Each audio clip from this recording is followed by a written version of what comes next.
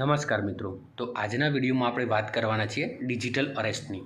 આજકાલ તમે ઘણી વખત છાપામાં, ન્યૂઝપેપરમાં, મીડિયા ચેનલોમાં સાંભળ્યું હશે કે ડિજિટલ અરેસ્ટ કરીને 25 લાખ રૂપિયા જેવી રકમ પડાવવામાં આવી, ડિજિટલ અરેસ્ટ કરીને 47 લાખ રૂપિયા પડાવવામાં આવે, ડિજિટલ અરેસ્ટ કરીને આમના ખાતામાં ખૂબ એવી મોટી રકમ, કરોડોની રકમ બેંક એકાઉન્ટમાં જમા કરાવવામાં આવી. તો મિત્રો, આજના વિડીયોમાં આપણે એ જોઈશું કે ડિજિટલ અરેસ્ટ ખરેખર શું છે, કઈ રીતે થાય છે અને એનો ભોગ તમે ના બનો તે માટે તમે શું શું સાવચેતી રાખી શકો, એ તમામ વસ્તુ આજે આપણે આ વિડીયોમાં ડિસ્કસ કરવાના છે.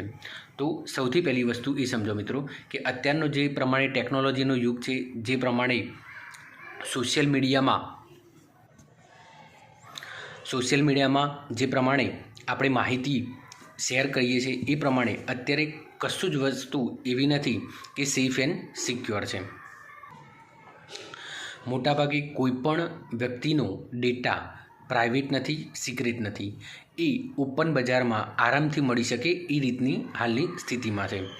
વળી ફેસબુકમાં ને ઘણા બધા સોશિયલ મીડિયામાં જાહેરાતો પણ આવે છે કે માત્ર 500 રૂપિયા ચૂકવો અને 2.5 લાખ જેટલી કંપનીનો ડેટા તમે આરામથી મેળવી શકો છો. એટલે કે આજના જમાનામાં કોઈપણ પ્રાઇવસી કે ડેટા સિક્યોરિટી જેવું કશું નથી. કંપની ભલે કોઈ પણ રીતે વોટ્સઅપ પણ લખે છે કે એન્ડ ટુ એન્ડ ઇન્ક્રિપ્શન અમે આપીએ છીએ, પરંતુ વાસ્તવિકતા આવી હોતી નથી. મતલબ કે તમારો ડેટા એટલો બધો લીક છે, એટલો બધો પબ્લિકલી ફરી રહ્યો છે, જેની તમને પણ જાણ હોતી નથી.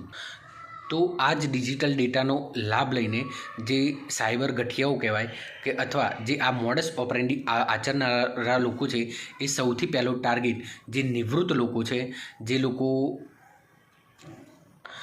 લોકો સિનિયર સિટીઝન છે, તો એ લોકોને પહેલો ટાર્ગેટ એ બનાવે છે. જેમ કે હમણાં 14 ડિસેમ્બરે છાપામાં આવ્યું હતું કે કલોલના એક નિવૃત્ત કર્મચારી શિક્ષકને લગભગ 47 લાખ રૂપિયા જેવી એમાઉન્ટ એ લોકોએ ડિજિટલ અરેસ્ટ કરીને પડાવ્યા હતા. એના લગભગ અઠવાડિયા 15 દિવસ પહેલાં એવા સમાચાર હતા કે અમદાવાદમાં એક વૃદ્ધ એમની એફડી તોડાવવા ગયા અને એ એફડી બેંકના મેનેજરને કીધું કે ભાઈ મારે 33 લાખ રૂપિયા એક ખાતામાં ટ્રાન્સફર કરવાના છે, એટલે મારી એફડી તોડી અને તમે એ પૈસા એ ખાતામાં નાખો. પરંતુ બેંકના મેનેજરને શંકા જઈ અને એમને એ એકાઉન્ટ નંબર જે ચેક કર્યું કે જેમાં એ વૃદ્ધ એમાઉન્ટ ટ્રાન્સફર કરાવવામાં આવ્યા હતા, એ એમાઉન્ટ જે એકાઉન્ટમાં ટ્રાન્સફર કરવી હતી એ બેંક મેનેજરે જોયું તો એ એકાઉન્ટ 3 વર્ષથી કોઈક હેન્ડલ કરતું જ નહોતું. એ એકાઉન્ટ 3 વર્ષથી બંધ પડ્યું હતું. તો બેંક મેનેજરની સતર્કતાના કારણે એ લોકો 33 લાખ જેવી મોટી રકમ એ વૃદ્ધ ગુમાવતા બચી ગયા. તો આ મોડસ ઓપરેન્ડી ચાલે છે કઈ રીતે આખું આ નેટવર્ક ચાલે છે, તો એ વસ્તુ આપણે આ વિડીયોમાં જોઈશું. તો ડિજિટલ અરેસ્ટમાં સૌથી પહેલાં તમને એક ફોન આવશે અથવા વિડીયો કોલ આવશે કે ભાઈ તમારું પાર્સલ અમે પકડી લીધું છે, અથવા હું કસ્ટમ અધિકારી વાત કરું છું, તમારું એક કુરિયર પકડાયું છે જેમાં ઇલીગલ્સ દવાઓ અને સરકારે બેન કરેલું ડ્રગ્સ પકડાયું છે, એટલે તમે તાત્કાલિક આ એકાઉન્ટ અમે નંબર આપીએ છીએ, એમાં તમે પૈસા જમા કરાવો, નહીં તો પછી અમે કાયદેસર કાર્યવાહી કરી અને આગળની કાર્યવાહી કરીશું. મિત્રો, પછી આ રીતે જો તમે આ પોઈન્ટ ઉપર ગભરાઈ ગયા એટલે તરત જ એ લોકોની મોડસ ઓપરેન્ડી શરૂ. તમે ગભરાયા એટલે એને કહેશો કે સારું, મારે એ બધી ઝંઝટમાં પડવું નથી, એમાઉન્ટ ક્યાં જમા કરાવવાની છે, કઈ રીતનું કરવાની છે, અને એ લોકો તમને બહુ જ બધી ધમકીઓ આપશે કે તમને આજીવન કેદ થશે, તમારા ઉપર આટલા બધા આઈપીસીની કે ભારતીય ન્યાય સંહિતાની આટલી બધી કલમો લાગશે, તમારે આ જગ્યાએ તમારી બદનામી થશે, એટલે જો તમારે ટૂંકા વ્યવહારમાં પતાવવું હોય તો 5-10 લાખ રૂપિયા જેવું એકાઉન્ટમાં નાખી દો તો અમે આ જે કેસ છે એ ક્લોઝ કરી દઈશું. એટલે જો તમે સૌથી પહેલી સતર્કતા કે જો અહીંયાથી તમે ગભરાયા એટલે સમજી લેવાનું કે એ લોકોને ફાવતું મળી જશે. અને એક વખત તમને ડર બેસી ગયો તો ફરીથી એ લોકો ફરી કોલ કરશે, ફરી કહેશે કે ભાઈ 5 લાખ રૂપિયા તો અમે ખાલી કેસ ઓપન જ કર્યો છે, પણ આ જે મોટા અધિકારી આવ્યા હતા એટલે એમને ફરીથી આ કેસ ઓપન કરવાની વાત કરી છે, તો બીજા 15 લાખ રૂપિયા જમા કરાવો. જો નહીં કરાવો તો પછી મોટા સાહેબ જે છે એ કેસ હેન્ડલ કરી અને આગળ કાર્યવાહી કરશે. એટલે ફરી પાછા આ તમારી ગભરાહટ અને ડરનો પૂરેપૂરો લાભ લેશે મિત્રો. અને આ પ્રમાણે તમે કોઈને કહી બી નહીં શકો. તમે એક વખત એમની વાતોમાં આવી ગયા એટલે તમે કશું કહી બી નહીં શકો, અને એ લોકો કહેશે એ પ્રમાણે તમારે ચાલવું પડશે. એટલે આ પ્રમાણેની એ લોકોની મોડસ ઓપરેન્ડી હોય છે કે એક વખત ડરાઈ ધમકાઈ યેનકેન પ્રકારે તમારી જોડેથી અને એ લોકોનું ડિજિટલ સ્ટ્રક્ચર બી એ જ રીતનું ઊભું કરેલું હોય છે. જેમ કે આપણે થોડા સમય પહેલાં જોયું હતું કે અમદાવાદમાં એક નકલી જજ પકડાયો હતો.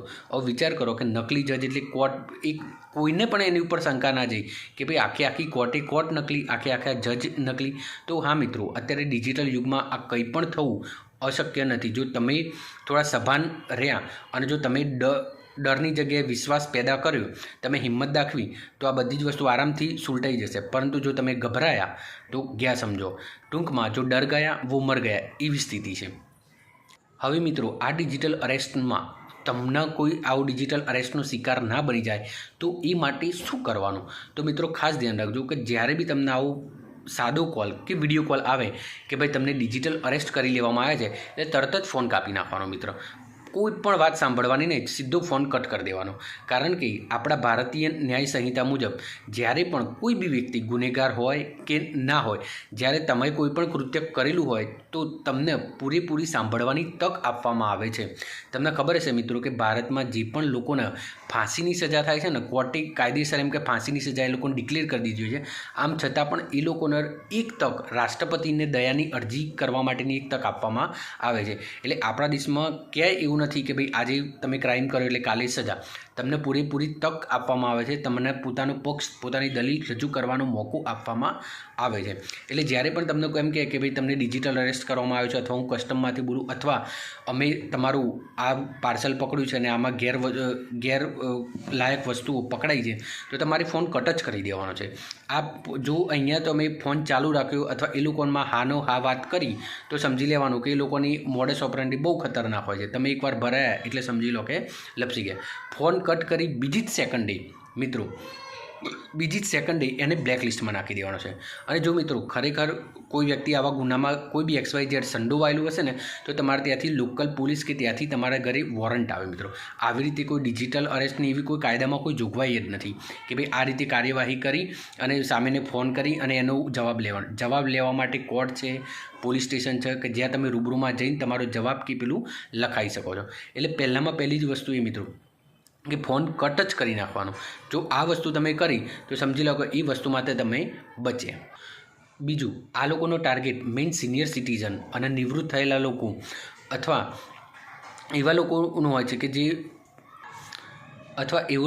કે જે તમારા સોશિયલ મીડિયાને આધારે તમને ટ્રેક કરી અને એ લોકો ફસાવતા હોય છે. તો બને ત્યાં સુધી સિનિયર સિટીઝન્સે એ ધ્યાન રાખવું કે તમારા મોબાઈલમાં કોઈ સેવ કરેલા નંબર હોય એમનો જ ફોન ઉપાડો. બાકી કોઈ બી જગ્યાએથી ફોન આવતો હોય તો એ મોસ્ટલી ઇગ્નોર કરવું. જો તમારે કોઈ અગત્યનો કોલ હશે તો તમારા પરિવારના કોઈ પણ મેમ્બરને ફોન કરીને જાણ કરશે. એટલે સિનિયર સિટીઝનોએ ખાસ અનનોન નંબર ઉપરથી કોઈ બી કોલ આવે તો જસ્ટ એને ઇગ્નોર કરો. કારણ કે આમાં એ આખું ડિજિટલ અરેસ્ટ તમારી ગભરામણ ઉપર આધારિત છે. તમે ગભરાઈ ગયા, એ લોકોની વાતમાં આવી ગયા એટલે યેનકેન પ્રકારે તમારે પછી પૈસા ચૂકવવા જ પડશે. હમણાં જે આપણે કલોલવાળા કેસની વાત કરી, તો કલોલવાળા કેસમાં એ જે નિવૃત્ત શિક્ષક હતા એમને એવું કહેવામાં આવ્યું હતું કે અમે મુંબઈથી વાત કરીએ છીએ અને મની લોન્ડરિંગના કેસમાં તમારું નામ આવ્યું છે. આ નિવૃત્ત શિક્ષકે કોઈપણ પ્રકારની નજીકના પોલીસ સ્ટેશનમાં તપાસ ના કરી, કોઈને પણ આ વાત ના કરી અને ટોટલ 5 દિવસ સુધી અમને ડિજિટલ અરેસ્ટ કરવામાં આવ્યા હતા. અને એમાં એમને ઓલરેડી 47 લાખ રૂપિયા તો એ લોકોના ખાતામાં જમા કરી દીધા હતા અને બીજા 1 કરોડ રૂપિયા જમા કરાવવા જતા હતા. અને ત્યાં આ ટોટલી વસ્તુ એક્સપોઝ થઈ અને ખબર પડી કે ભાઈ આ તો 1 અઠવાડિયાથી વધારે સમય અમને ડિજિટલ અરેસ્ટ કરીને આ પ્રમાણે ધીમે ધીમે પૈસા પડાવવામાં આવ્યા. એટલે કે એક વખત એમની વાતોમાં ફસાયા અથવા એક વખત તમે ગભરાઈ ગયા એટલે સમજી લેવાનું કે પછી તમારું ટોટલી કામ એ લોકો કરી નાખશે. એટલે ખાસ વસ્તુ, અનનોન નંબર ઉપરથી ફોન ઉપાડવો નહીં. અને જો કોઈ ખોટી ઓળખાણ આપે કે ભાઈ હું કસ્ટમમાંથી બોલું, હું પોલીસ અધિકારી બોલું, હું આ વ્યક્તિ બોલું, તો આપણે કશું જ ધ્યાનમાં લેવાનું નથી. આપણે સીધું જ જઈને ફોન કટ કરી નજીકના પોલીસ સ્ટેશનમાં આની જાણ કરી દેવાની છે મિત્રો. તો જ તમે આ ડિજિટલ અરેસ્ટના ચક્રવ્યૂહમાંથી બચી શકો એમ છો. નમસ્કાર.